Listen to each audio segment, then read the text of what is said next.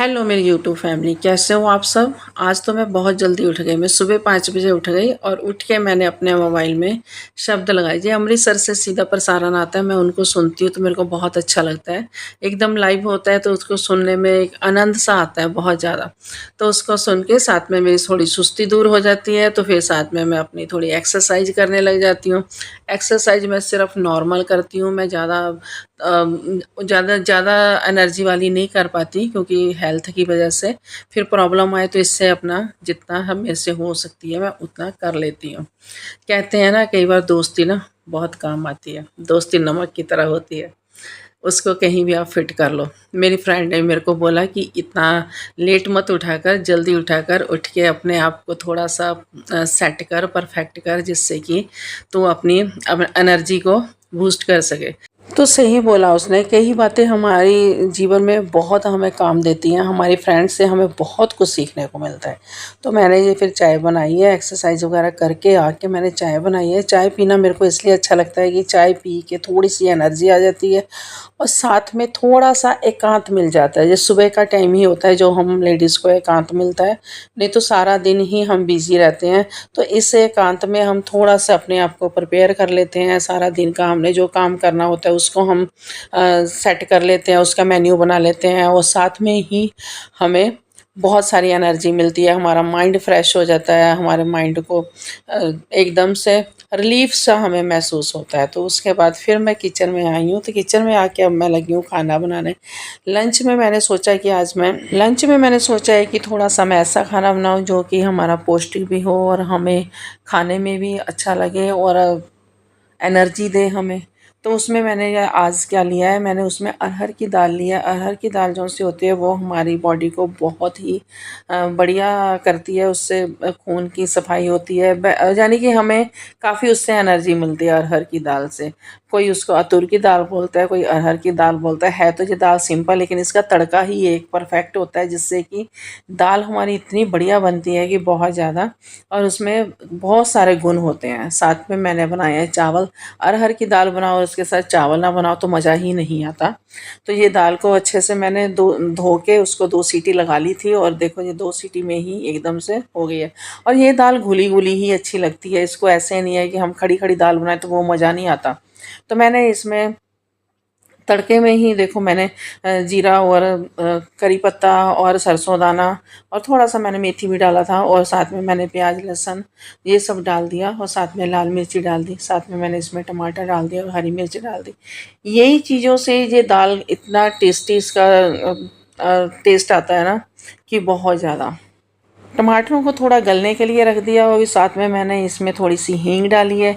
और अरहर की दाल में हींग डालना बहुत ही बेस्ट होता है। और हींग इसलिए भी अच्छी होती है कि हमारे अंदर जो सी गैस वगैरह होती है ना उसको बहुत राहत मिलती है और हमारा खाने की जो सी पाचन क्रिया होती है वो इससे सही हो जाती है हींग से। हींग इसलिए हमारी बॉडी को बहुत ज़रूरी है। जब भी कोई खाना बनाओ तो उसमें हींग को ज़रूर यूज़ कर लो, जैसे जो भी बायबादी वाली चीज़ होती है। तो ये टमाटरों को मैंने मैशर के साथ अच्छे से मैश कर लिया।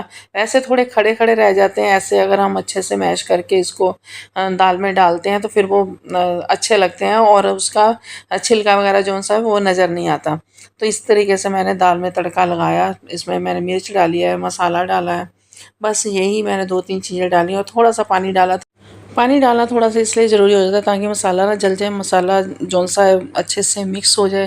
तो इसको हम फिर दाल के अंदर डाल देंगे। अब जब मसाला हमारा एकदम से अच्छे से हो गया है, मैंने पानी जौन सा डाला था उसको भी थोड़ा सा उबाल लिया, तो इसको दाल में डाल देंगे। और दाल में डालने के बाद इसको 2-3 मिनट के लिए इसको हम रख देंगे गैस के ऊपर, ताकि इसमें जौन सा मसाला हमने डाला है वो सारा दाल के अंदर उसका असर चला जाए। और साथ में ही मैंने इसमें कस्तूरी मेथी थोड़ी सी डाल दी थी। कस्तूरी मेथी का टेस्ट बहुत बढ़िया आता है। और साथ में इसमें आप धनिया धनिया डाल दो और बस हमारी दाल हो गई है रेडी।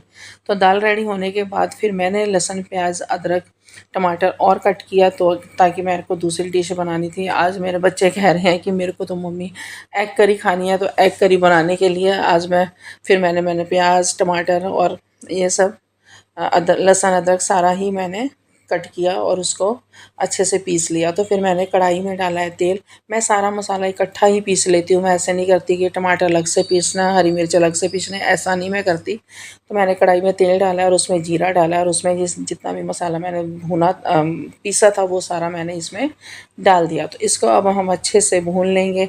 भूनने में ही थोड़ा टाइम लगेगा, बाकी तो इसमें बनने में बिल्कुल टाइम नहीं लगता। तो एग करी बनानी बहुत आसान है, बहुत इजी है और बहुत जल्दी से बन जाती है और टेस्टी भी लगती है। तो मेरे को था कि आज मैं वेज और नॉन वेज दोनों ही थालियाँ बनाऊं, क्योंकि घर में खाने वाले कुछ तो वेज हैं, कुछ नॉन वेज है। तो नॉन वेज में मेरा बेटा जो है वो उसको ज़्यादा होता है कि मम्मी मेरे को एग करी खानी है। छोटा है तो फिर जो वो बोलता है तो फिर उसकी डिमांड पूरी करनी कंपलसरी हो जाती है, नहीं तो फिर आपको पता ही है फिर बच्चे कैसे तंग करते हैं। तो फिर मैंने उसके लिए एग करी बनाई है।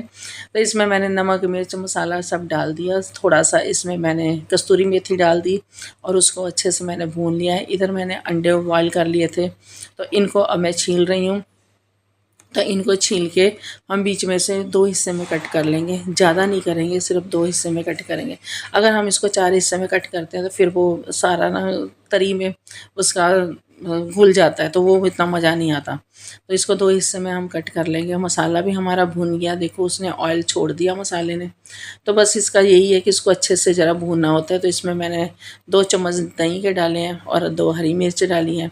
तो अब इसको मैं अच्छे से चला लूँगी। जब ये हम दही को डालते हैं तो थोड़ी देर इसको चलाना कंपल्सरी होता है, नहीं तो फिर दही बीच में फट जाता है, जिससे कि सब्ज़ी का टेस्ट ख़राब हो जाता है। अब 2-3 मिनट के लिए मैंने इसको ढक के रख दिया। इधर मैंने अंडे भी सारे कट कर लिए। इसी तरीके से अंडे कट किए हुए बहुत ही बढ़िया बनते हैं।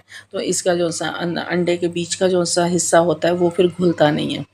तो ये हमारे हो गए, मसाला भी हमारा रेडी हो गया। देखो सारा उसने ऑयल छोड़ दिया। तो अब हमारा मसाला एकदम परफेक्ट पक चुका है, जिसे कहते हैं पक चुका है ना, बिल्कुल परफेक्ट पक चुका है। तो अब मैं इसमें थोड़ा सा पानी डालूँगी, ताकि इसकी थोड़ी सी तो हम ग्रेवी बनाएंगे, नहीं तो सूखी सूखी फिर बिल्कुल बिल्कुल नहीं टेस्ट लगेगा। तो थोड़ी सी हमने ग्रेवी बनाई है। इसमें मैंने ज़्यादा 1 कटोरी पानी डाला होगा, छोटी 1 कटोरी, बड़ी भी नहीं, छोटी 1 कटोरी पानी डाल के अब इसमें मैं सारे अंडे डाल दूँगी। तो अंडों को डालने के बाद इसको हम 5 मिनट गैस पे रख देंगे, ताकि इस हमारा जो सा तरी है वो भी पक जाएगी जो हमने पानी डाला है, और साथ में अंडों में मसाले का सारा टेस्ट चला जाएगा।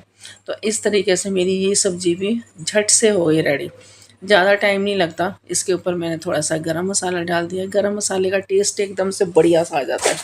तो गरम मसाला डाल दिया। अब सब्ज़ी मेरी एकदम से रेडी हो चुकी है। देखो सारा ऑयल भी छूट गया सब्ज़ी का, और देखो किस तरीके से सब्ज़ी बन गई है ना। देखो एक एक अंडा अच्छे से बन चुका है। तो मेरी ये 2 डिश तो हो गई हैं रेडी। तो अब मैं लगी हूँ लच्छा पराठा बनाने। लच्छा पराठा बनाने के लिए मैंने थोड़ा सा पेड़ा जो सा थोड़ा सा भारी लिया है, बिल्कुल पतला पेड़ा नहीं लेती, थोड़ा सा भारी लिया है। इसमें लगाऊंगी देसी घी और साथ में इसमें लगाऊंगी नमक मिर्च मसाला। आप सिंपल भी बना सकते हैं, लेकिन नमक मिर्च मसाले से थोड़ा सा होता है कि चटपटा सा हो जाता है टेस्ट, है ना। तो वो सब इसमें करके तो फिर मैं इसको हल्के हल्के फ़ोल्ड कर लेती हूँ। तो फ़ोल्ड करके फिर इसको बीच में सेंटर से कट कर देती हूँ। सेंटर से कट करने से ये है कि इसकी एक एक लेयर जो उनसे है ना बहुत बढ़िया सी फिर उसकी वो लेयर बनती है। तो वही लच्छे पराठे का वही एक मेथड होता है कि इसकी जो सी लेयर है ना वो एक एक नज़र आनी चाहिए। और जब हम पराठे को बना के वो रेडी करते हैं तो उसका अ, यानी कि पोला पोला सा एकदम सॉफ्ट सॉफ्ट सा होना चाहिए। तो ये मेरा पराठा एकदम से हो जाएगा रेडी। इसको पलट पलट के दोनों तरफ से हम अच्छे से घी लगा लेंगे और क्रिस्पी होने तक इसको धीरे धीरे धीरे धीरे चारों तरफ से पकाएंगे। जब ये चारों चारों तरफ से पक जाएगा ना तो आपको खुद ही इसका पता चल जाएगा कि हाँ इसका देखो एक एक लेयर इसकी नज़र आ रही है। तो अब इसको मैं प्लेट में रखूँगी। तो मैंने तो चकले पे रखा है, तो इस पर मैंने अब थोड़ा सा इसको हाथ से क्रश सा कर देना है। क्रश करने से इसका देखो एक एक पल्ला इसका खुल गया, है ना। लच्छे पराठे की यही खासियत होती है, उसकी एक एक लेयर खुल जाती है। तो उसके ऊपर इसके ऊपर डाल डाल दिया देसी घी, और ये तो हो गया एकदम से रेडी। तो अब ये मैंने खाना लगाया है, तो आइए आप गर्मा गर्म खाना खाइए। तो देखिए कितनी बढ़िया थाली लग रही है, और ये मेरी नॉनवेज थाली है। इसमें मैंने पराठा रखा है और साथ में मैंने दाल बनाई है, साथ में मैंने एग करी बनाई है, और साथ में मैंने पुदीने और कच्चे आम की चटनी बनाई है, साथ में चावल हो गए, सलाद हो गया। तो देखो कितना बढ़िया लग रहा है ना। तो ये नॉनवेज थाली है, क्योंकि इसमें मैंने एग करी डाली है। एग करी डालने से इसका टेस्ट और भी बढ़िया लगा और देखने में कितनी अच्छी लग रही है। और ये वाली जो सी थाली है ये वेज है, ये वेज थाली है, क्योंकि वेजिटेबल थाली बोलते हैं इसको वेजिटेबल थाली है, क्योंकि इसमें मैंने दही रखा है, इसमें मैंने एग करी नहीं रखी, इसमें मैंने दही रखा है और पुदीने की चटनी रखी है, साथ में दाल हो गई, साथ में गुलाब जामुन हो गए, साथ में खीरा हो गया और चावल हो गए और लच्छा पराठा हो गया। तो ये इसका अलग स्वाद है, उस थाली का अलग स्वाद है, दोनों का ही अपना अपना टेस्ट है। और इसको खाने से मैं कहती हूँ भी हमें एनर्जी मिलती है, और क्या कहते हैं कि हमें अगर हम वेट लूज़ भी कर रहे हैं तो उसमें भी हम ये वाला खाना आराम से खा सकते हैं, इसमें हमें कोई प्रॉब्लम नहीं आएगी, क्योंकि वेट लूज़ करते भी हमें ऐसी ताकत वाली चीज़ें तो चाहिए चाहिए। और अगर आपको मेरी वीडियो पसंद आई है, मेरा खाना पसंद आया है, तो प्लीज़ मेरी वीडियो को लाइक करें।